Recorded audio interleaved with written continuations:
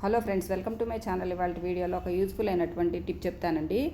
మనము కమలాలు కానీ ఇలా బత్తాయిలు కానీ తెచ్చుకున్నప్పుడు అవి పుల్లగా ఉంటే చాలా వరకు మనం తినడానికి ఇష్టపడం కదా. ముఖ్యంగా చిన్నపిల్లలు కూడా తినడానికి ఇంట్రెస్ట్ చూపించరు. ఇలా కనుక చేసామనుకోండి, చిన్నపిల్లలతో పాటు పెద్దవాళ్ళు కూడా చాలా ఇష్టంగా తింటారండి. నేను 2 బత్తాయి పళ్ళు తీసుకొని ఇక్కడ శుభ్రంగా కడిగి వీడియోలో చూపించిన విధంగా కట్ చేసి ఇలా చిన్న చిన్న ముక్కలుగా కట్ చేసుకున్నాను. తర్వాత అందులో ఉండేటటువంటి గింజలన్నీ కూడా ఇలా తీసేయాలి. తర్వాత ఒక బౌల్లో 1/2 టేబుల్ స్పూన్ వరకు ఉప్పు, 1/2 టేబుల్ స్పూన్ వరకు కారం వేసుకోవాలి. ఇదంతా పూర్తిగా కలిసేలాగా కలుపుకోవాలండి. ఇప్పుడు ఈ ఉప్పు కారం కలిపిన మిశ్రమాన్ని ఇలా మనం కట్ చేసుకున్నటువంటి బత్తాయి పళ్ళ ముక్కల మీద కనుక ఇలా స్ప్రెడ్ చేయాలండి. మొత్తం అంతా కూడా ఇలాగే మనం ఉప్పు కారాన్ని ఇలా చల్లుకోవాలి. ఇలా చల్లుకున్నట్లయితే మొత్తం అంతా కలిసేలాగా చల్లుకోవాలి. తర్వాత ఇప్పుడు వీటిని కనుక మనం తిన్నామనుకోండి, మనకి ఉప్పు కారం ఆ పులుపు కలిపి మనకి తినడానికి కూడా చాలా టేస్ట్గా ఉంటుందండి. సిట్రస్ ఫ్రూట్స్ అంటే ఇష్టం లేని వాళ్ళు కనుక ఇలా తిన్నారనుకోండి, బాగుంటే సి విటమిన్ అనేది మన బాడీకి అందడమే కాకుండా తినడానికి కూడా చాలా బాగుంటాయి.